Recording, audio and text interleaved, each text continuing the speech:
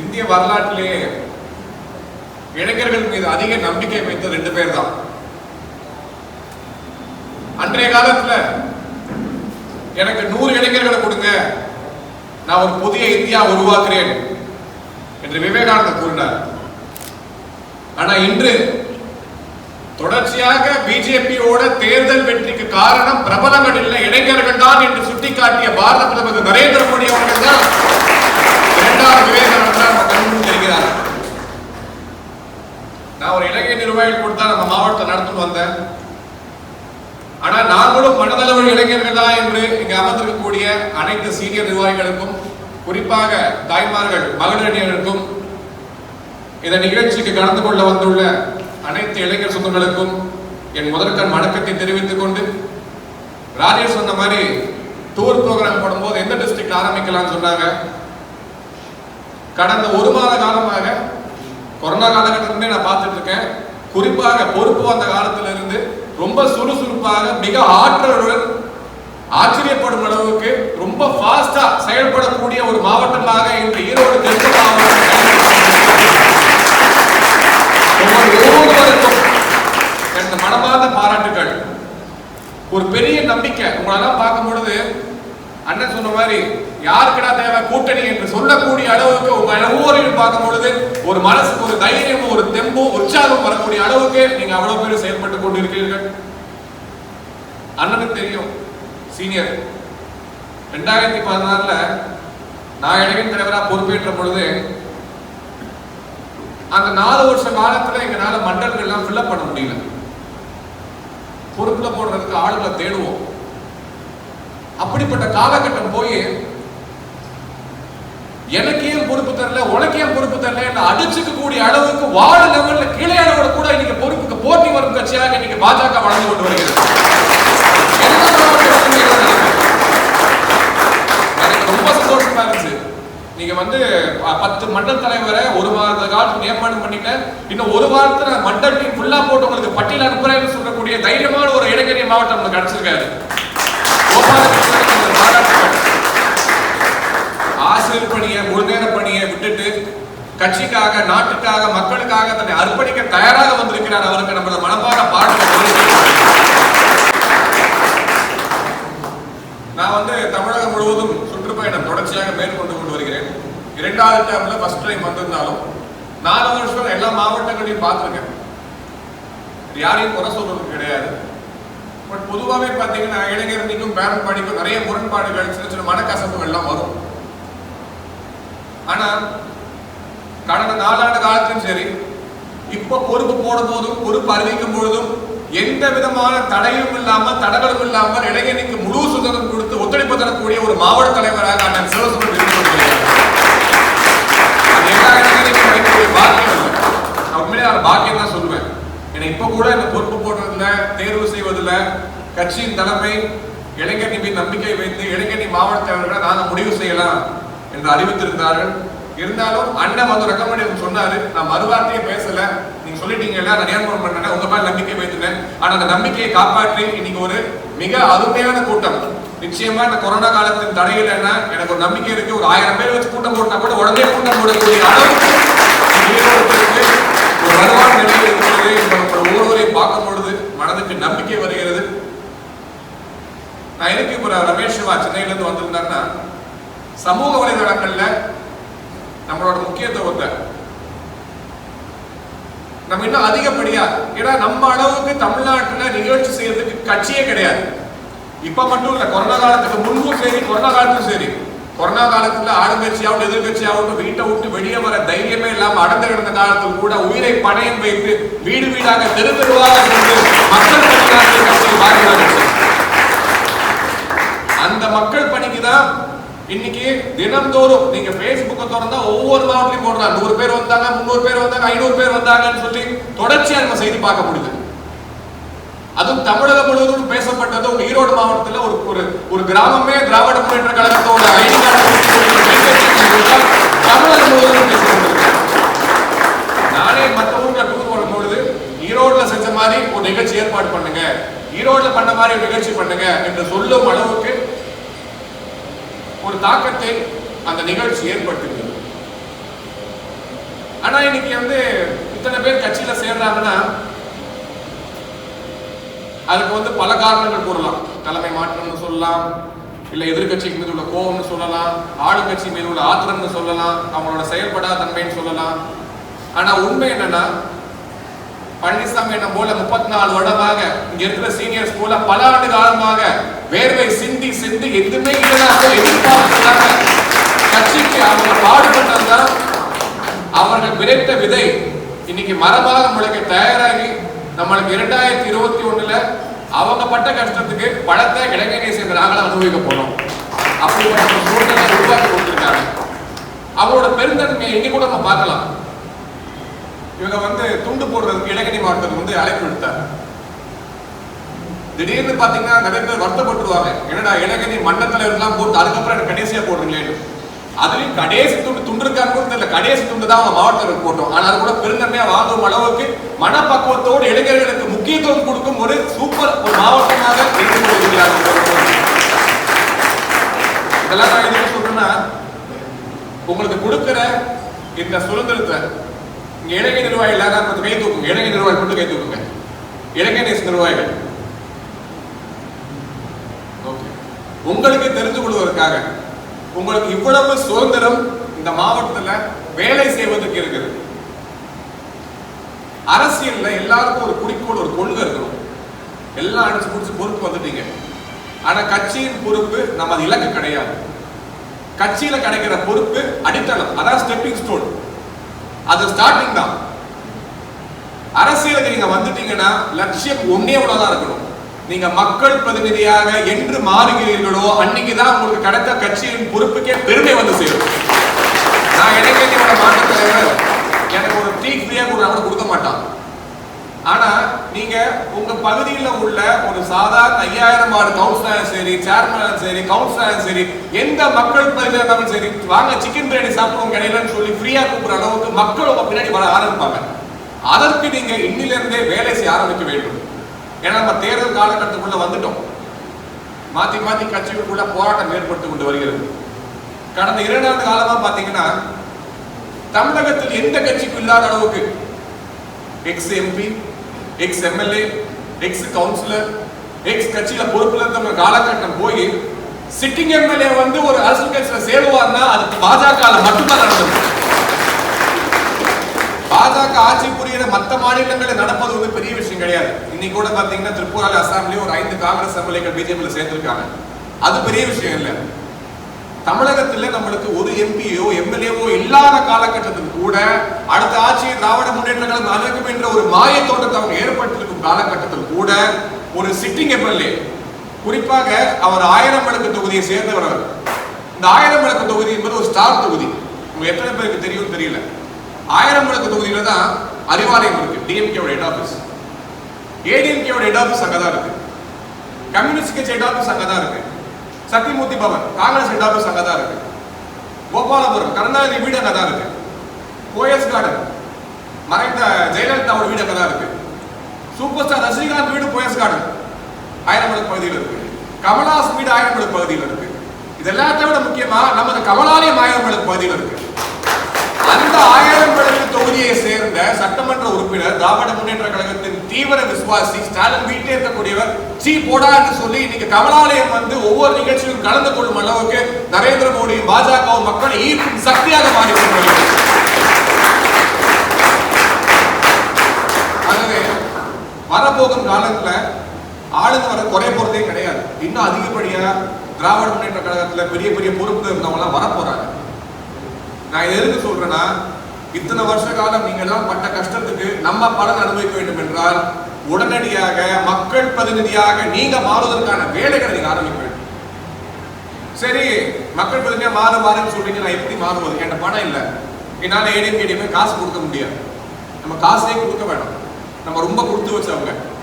நம்மளோட பாரத பிரதமர் லட்ச கோடிகள் தமிழக மக்களுக்கு அள்ளி அள்ளி கொடுத்திருக்கார் திட்டமாக. ஆனா அந்த திட்டங்களை கொடுத்தது நமது அரசாங்கம் தான், நரேந்திர மோடி ஆட்சி தான், பிஜேபி கட்சி தான் என்பதை மக்களுக்கு கொண்டு சேர்க்கும் தூதர்களாக நீங்க மாறினால் மட்டும் போதும் ஓட்டு உங்களை தேடி வீட்டுக்கு வரக்கூடிய நிலைமை நம்ம உருவாக்க முடியும். உங்க கீழே வேலை பாருங்க, உங்க கீழே பிஜேபி நம்பர் 1 கட்சியா கொண்டு இருக்கிற வேலையை பாருங்க. இப்ப அண்ணன் வந்து அருமையா இந்த வந்து ஆயுஷ்மான் பாரத் கார்டு அடிச்சு கொடுத்தாங்க. பெரிய செலவே கிடையாது. 100 ஃபேமிலி பண்ணி கொடுங்க. உங்க பகுதியில் நீங்க தான் ஹீரோவா இருப்பீங்க. பக்கத்து வீட்டுல போய் சொல்லுவாங்க, அவங்க பிஜேபி பையன் இருக்காங்க, சூப்பரா பண்ணி கொடுக்குறான், அவங்க ஒரு அம்மா இருக்காங்க பிஜேபியில, அவ்வளவு அருமையா பண்றாங்க. ரொம்ப சுலபம், இது பெரிய கஷ்டமே கிடையாது. உங்க எல்லாத்தையும் ஸ்மார்ட் போன் இருக்கு, அரை மணி நேரம் செலவிடுங்க, இதை பத்தி கத்துக்கோங்க. நம்ம அரசாங்கங்களை மக்கள்கிட்ட கொண்டு போய் சேர்த்தாலே போதும். கண்டிப்பா தமிழக மக்கள் விசுவாசமானவர்கள், அவர்கள் ஓட்டு உங்களை தேடி வரக்கூடிய காலம் நிச்சயமாக நம்ம கையில் இருக்கிறது.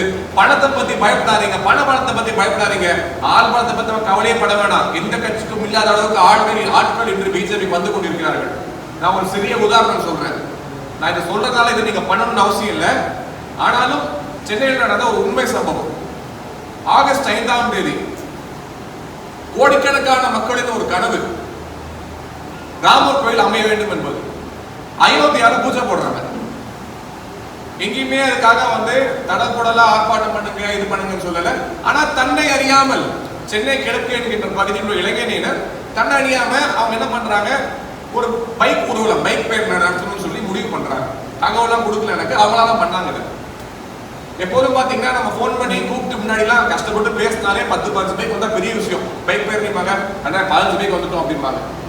ஆனா எந்த விதமான முன்னேற்பாடும் இல்லாம, கட்சி தலைமையின் அனுமதி கூட இல்லாம அவங்களே முடிவு செய்து 120 இருசக்கர வாகனங்கள்ல அவங்க வந்து ராமர் கோயில் கட்டுவதை செஞ்சு சொல்றாங்க. ஜெய் ஸ்ரீராம் என்று கோஷமிட்டு ரோட்ல போறாங்க. போலீஸ் தடுத்து நிறுத்துது. கொரோனா காலகட்டம் போக்கூடாது இருக்கிறாங்க. ஓகே, அதெல்லாம் தவறு இல்லை. அந்த அசிஸ்டன்ட் கமிஷனர் உங்க ஊர்ல டிஎஸ்பியா இருக்கலாம், என்ன பண்றாரு, இளைஞரணி மாவட்ட தலைவரை சட்டையை பிடிச்சி இழுத்துறாரு. சட்டையை பிடிச்சி இழுத்த உடனே என் மேல கை வச்சா நீ என்ன யாரா பாரியான்னு சொல்லி டிஎஸ்பியை பார்த்து ஒரு இளைஞரணி மாவட்டத்தை நீங்க சொல்லக்கூடிய தைரியம் அவனுக்கு வந்துச்சுன்னா, முன்னாடி அவன் கூட 10 பேர் இருந்தான், இன்னைக்கு அவன் கூட 200 பேர் இருக்கான். அந்த தைரியத்துலதான் அவனால நீங்க பேச முடியுது. ஆகவே நீங்க உங்க பின்னாடி ஆட்களை வரக்கூடிய தெம்ப வளர்த்து கொண்டீங்கன்னா, பிஜேபி காரன தொட்டா 200 பேர் நிப்பா என்கிற தைரியம் வந்துச்சுன்னா, நான் எதுக்கு சொல்றேன், அந்த அசிஸ்டன்ட் கமிஷனர் என் லைன் 2 மணிக்கு வந்து இந்த சம்பவத்தை சொன்னாரு. சார் எப்போ விடுவீங்கன்னு. சார் நாங்க எப்பயோ விட்டுட்டோம் சார், அந்த பையனுக்கு சொல்லுவீங்க சார், மாட்டிட்டு போயிட்டாரு சார் சொல்லி அவர் பையனுக்கு போன் பண்ணி என்னை வந்து காப்பாத்துங்க என்று சொல்லும் அளவுக்கு அவர் மேல கை வச்சுனா 200 பேர் ரோட்ல உட்காரலாம். இருக்கும் பிஜேபி பார்த்து நம்ம எல்லாம் சொல்லிட்டே இருப்போம், போலீஸ்காரனை மதிக்கல, பேங்க்காரன் மதிக்கல அப்படின்னு. ஆனா இன்னைக்கு சூழ்நிலை மாறிக்கொண்டு வருகிறது. வங்கிகள்ல தைரியமா கேளுங்க, ஏன் உங்களுக்கு முத்ரா லோன் கொடுக்கலன்னு கேளுங்க. கேட்கக்கூடிய திறன் நீங்க வளர்த்தாதான் உங்களுக்கு நினைத்தது கிடைக்கும். சரி சரி, நம்மளுக்கு வந்து ஒரு சின்ன ப்ராப்ளம் பிஜேபி காரங்க இருக்கு, இன்ஃபீரியாரிட்டி காம்ப்ளெக்ஸ் சொல்லுவாங்க. நம்மளே நம்ம சிறுமைப்படுத்திக் கொள்வது. ஒண்ணு புரிஞ்சுக்கோங்க, இந்தியா மட்டும் இல்ல, இந்த உலகத்திலேயே பெரிய கட்சி நம்ம கட்சி தான். இந்தியாவில் 300 MP ஒரே கட்சி நம்ம கட்சி தான். இந்தியாவில் 1500க்கும் மேற்பட்ட சட்டமன்ற உறுப்பினர்கள் கொண்ட ஒரே கட்சி நம்ம கட்சி தான். இவ்வளவு பெரிய பலம் இருந்த கட்சியில் இருந்துட்டு நீங்க யாரை பார்த்தும் வெக்கப்பட்டு கூணி கூறுக வேண்டிய அவசியம் இல்லை. பெருமையா மார்க்கெட்டி சொல்லுங்க, நான் பிஜேபி காரன் தைரியமா சொல்லுங்க. நரேந்திர மோடியோட போட்டோ பார்த்துட்டு நம்ம அளவுக்கு நேர்மையான நேர்மையான ஒரு கட்சி இந்தியாவிலே கிடையாது. அதை தாராள மக்கள்கிட்ட சொல்லுங்க. நிச்சயமாக நீங்க நம்பிக்கையா தைரியமா இருந்தாதான். சில சமயம் நம்ம நிர்வாகிகள் பேசும்போது என் காலமே விழாது. நான் கேட்பேன், எப்பா நீங்க சொல்றது எனக்கே கேட்கற, மக்களுக்கு எப்படிப்பா கேட்கும். நீங்க உறக்க பேசி தைரியமா பேசும் பொழுதுதான் மக்கள்கிட்ட உங்களால போய் சேர முடியும். என்னைக்குமே மக்கள் வந்து ஒரு தைரியமான ஓட்டு போடுவாங்க தவிர பயந்து நம்பி ஓட்டு போட மாட்டாங்க. தமிழக மக்கள் வந்து அப்படியே ஹீரோ வர்ஷிப்னு சொல்லுவாங்க. இன்னைக்கு எதுக்கு எம்ஜிஆர் ரஜினிகாந்த் அவ்வளவு பெருசா இருக்காங்க, அவங்க ஸ்கிரீன்ல கெட்டவங்க அடிக்கிறான் பிடிக்கிறான் தைரியமா பேசலாம், அதை மக்கள் விரும்புறாங்க. Hero worship.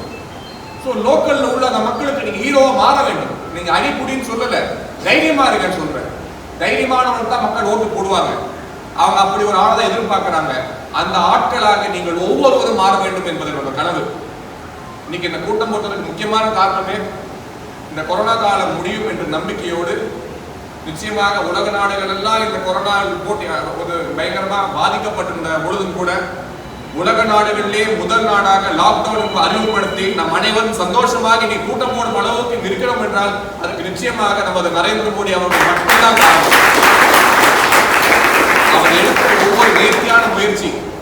அன்னைக்கு பேங்க் அக்கௌண்ட் ஆரம்பிக்கும் போது சிரிச்சாங்க, வங்கி கணக்கு ஆரம்பிக்கலாம் திட்டமான 37 கோடி வங்கி கணக்கு, உலகத்திலே அதிகமான பேங்க் அக்கௌண்ட் ஆரம்பிச்சு கொடுத்தாரு.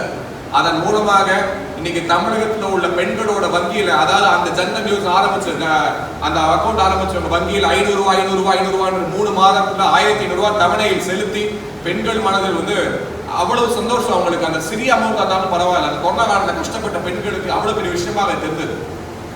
அநேகமான மத்திய அரசாங்க திட்டங்கள்ல அதிகமா பலன் பெற்ற மாநிலம் என்றால் அது நிச்சயமாக தமிழகம் மட்டும்தான். 2 கோடி பேர் முத்ரா வங்கியில மட்டும் கடன் வாங்கியிருக்காங்க தமிழகத்தை சேர்ந்தவர்கள். 75 லட்சம் கழிவறைகள் கட்டப்பட்டுள்ளன நரேந்திர மோடியோட ஆட்சி கால தமிழகத்தில் மட்டும். இன்னைக்கு டெல்லியில் இருக்கிற அளவுக்கு நிகரான எய்ம்ஸ் ஹாஸ்பிட்டல் அமைப்போது தமிழகத்தில் 11 புதிய மருத்துவக் கல்லூரிகள், இந்தியாவில் எங்கும் அளவுக்கு மருத்துவக் கல்லூரிகள் தமிழகத்தில் வந்து கொண்டிருக்கிறது. 12 ஸ்மார்ட் சிட்டி எங்கேயுமே இந்தியாவில் கிடையாது. இதான் எதுக்கு சொல்றேன்னா, தமிழகத்துக்கு மோடி என்ன செய்யறாரு தைரியமா சொல்லுங்க, திருப்பி கேளுங்க. ஏண்டா காங்கிரஸ் ஆட்சியில் அத்தனை தமிழக மீனவரை சுட்டு கொன்றாங்களே, இன்னைக்கு அங்க வந்து தூக்கு தண்டனைக்கு இருக்கப்பட்ட 5 தூக்கு தண்டனை கைதிகள், தமிழகத்தை சேர்ந்த 5 மீனவர்கள் தூக்கு தண்டனை போட போறவங்களை வந்து இன்னைக்கு பிணையில் விட்டு திருப்பி இந்தியாவுக்கு வந்து குடும்பங்களோட சேர்ந்து வாழ்றாங்கன்னா அதுக்கு நரேந்திர மோடி அவரோட பாலிசி தான் காரணம். மீனவர்களை பாதுகாத்தது மட்டும் இல்லாமல் தூக்கு தண்டனையாக இருந்த தமிழக கைதிகளை கூட மீட்டு கொண்டு வந்த உத்தம புருஷனாக நரேந்திர மோடி அவர் இருந்து கொண்டிருக்கிறார். தைரியமா சொல்லுங்க. தமிழை வளர்த்தவர் யார், தமிழை வளர்த்தவர் யார் என்றால் தாராளமா சொல்லுங்க. யாதும் ஊரே யாவரும் கேளு என்ற கணியன் பூங்குன்றனார் பாடலை தெளிவாக பேசக்கூடிய நரேந்திர மோடி அவர்கள் தான் தமிழை வளர்த்தார்கள். இங்க உள்ள தலைவர்களுக்கு துண்டு சீட்டை பார்த்து கூட திருக்குறளை ஒழுங்கா படிக்க தெரியாது. ஆனா இன்னைக்கு தாய்லாந்து வரைக்கும் போய் தாய்மொழியின் திருக்குறளை வெளியிட்ட நரேந்திர மோடி அவர்கள் தான் தமிழை வளர்த்துக் கொண்டிருக்கிறார்கள். சில விஷயங்கள், சிம்பிளான விஷயங்கள், புதிய கல்விக் கொள்கை, நல்ல கேள்வி கேளுங்க. இவர் ஆசிரியர், கருத்தாங்க வைக்கணும். ஒரே ஒரு கேள்வி, உங்கள் மாணவர்கள் 2 மொழி படிக்கணுமா 3 மொழி படிக்கணுமா என்பதை முடிவு செய்ய வேண்டியது திராவிட முன்னேற்ற கழகமா அதிமுகவா பெற்றோர்களா என்ற கேள்வியை கேளுங்க. எல்லா பெற்றோரும் சொல்லுவாங்க, என்னோட மாணவனுக்கு என்னோட குழந்தைக்கு 3 லாங்குவேஜ் சொல்லி கொடுங்க ப்ளீஸ். இன்னைக்கு சிபிஎஸ்இ ஸ்கூலுக்கு போனா கட்டாயம் 3 மொழியை படிக்கிறாங்க. ஆனா ஏழை மாணவனின் குழந்தை ஆபரேஷன் ஸ்கூல் போய் 2 மொழி மட்டும்தான் கற்றுக்கொள்ள வேண்டும். அதுவும் அவர்கள் சொல்லும் மொழி மட்டும் தான் கற்றுக்கொள்ள வேண்டும். உங்களை எத்தனை பேருக்கு தெரியும் தெரியல, கன்னியாகுமரியில செகண்ட் லாங்குவேஜா மலையாளம் எடுத்து ப்ரீகேஜி முதல் பிஎச்டி வரை மலையாளத்தை படிச்சுட்டு வெளியே போக முடியும்.